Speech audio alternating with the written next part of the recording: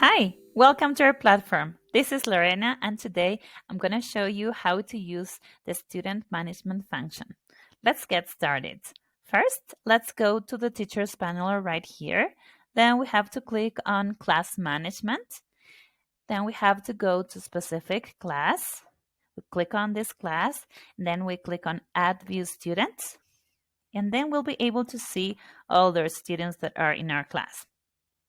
By clicking on an individual student, we'll have the option to see these three buttons that we're going to cover today.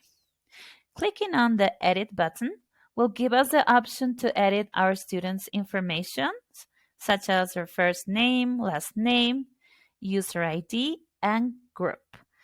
In case we misspelled their name, we can change it right here, the same as their last name. We can also move this student from this group to another class right here. When we are done making all these changes, we can click on Save right there.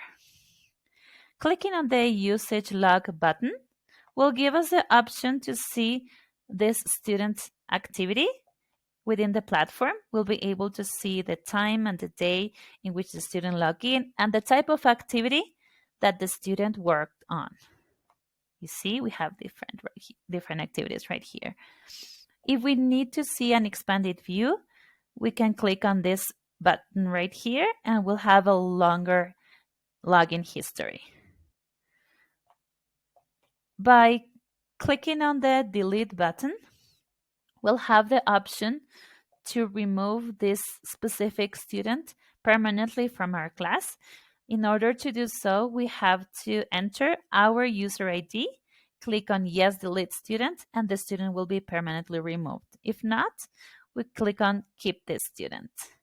Well, this has been an overview of these functions in relation to student management.